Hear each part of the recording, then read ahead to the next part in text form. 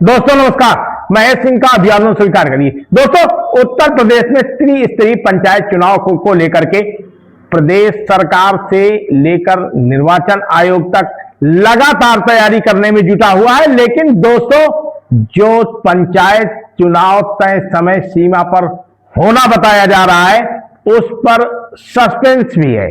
Suspense इस तरीके का है कि इस मामले को लेकर के जो आरक्षण की प्रक्रिया है, वो आरक्षण की प्रक्रिया पूरी नहीं है और बताया जाता है कि फरवरी माह में ओबीसी आयोग का गठन होगा और इस गठन के बाद ही आरक्षण के नियम लागू किए जाएंगे। तो दोस्तों, आप हमारे चैनल को कहां से देख रहे हैं? चैनल को सब्सक्राइब करिएगा, लाइक कर लीजिए, साथ में कमेंट करना ना भूलिएगा। दोस्तों, आपको बता दें, उत्तर प्रदेश त्रिस्तरीय पंचायती चुनाव को लेकर के गांव में तेजी के साथ तैयारियां चल रही हैं। गांव की चौपालों में हर रोज पंचायत चुनाव को लेकर के समीकरण बनाए जा रहे हैं और इन समीकरणों के बीच में अब पंचायत चुनाव को लेकर के जहां एक तरफ सरकार तेजी के साथ तैयारी कर रही है, जिला मुख्यालयों में बैलेट पेपर पहुंचा दिए गए हैं, तो दूसरी तरफ पंचायत राज मंत्री ओम प्रकाश राजभर भी जगह जगह ये दावा कर रहे हैं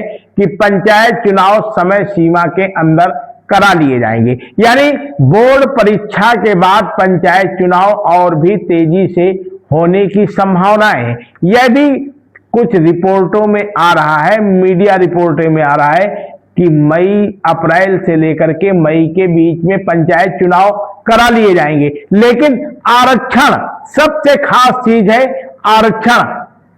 आरक्षण का मानक अभी तक कोई भी तय नहीं हुआ है। दोस्तों, आपको बता दें कि SC ST का जो आरक्षण है, वो तो जनसंख्या के अनुपात पे ही लागू किया जाता है। ये व्यवस्था हर गांव की है। साथ में महिला आरक्षण 33% है ही। इसमें भी कोई भी किसी तरीके की कोई शक या किसी तरीके के कोई आरोप प्रत्यारोपों की स्थितियां नहीं है। लेकिन अब सबसे खास चीज है ओबीसी आरक्षण को लेकर के अटकलें हैं और इस मामले को लेकर के ओबीसी आयोग का गठन होना है। यदि ओबीसी आयोग का गठन हो जाता है तो आयोग के जो सदस्य होंगे, उनके भी अपने नियम कायदे होंगे, एक गाइडलाइन होगी और उस गाइडलाइन के अनुसार ही उन्हें आरक्षण की एक रिपोर्ट चुनाव आयोग को देनी होगी। दोस्तों, आपको बता दें, ये आसान काम नहीं है, बड़ी सरकारी मशीनरी का काम है और एक बार फिर से सरकार की कार्यशैली पर भी सवाल उठ सकते हैं। विपक्ष इसमें मुद्दा बना सकता है, क्योंकि पिछड़ा वर्ग आयोग का यदि गठन हो जाता है तो कम से कम 2 से 3 महीने इस पूरे कार्य में लगने हैं। तो ऐसे में पंचायत चुनाव समय पर हो पाएंगे, इस पर तमाम सवाल खड़े हो रहे हैं। हालांकि अभी भी सरकार जो और के साथ साथ चुनाव आयोग है, मीडिया रिपोर्ट है, उसमें साफ कहा जा रहा है कि पंचायत राज मंत्री जिस तरीके से दावा कर रहे हैं, वो समय सीमा पर चुनाव हो जाएंगे। लेकिन अब सवाल जो सबसे बड़ा है, वो सवाल ये है कि इस पंचायत चुनाव में जो आरक्षण का मानक है, वो किस तरीके से पूरा होगा।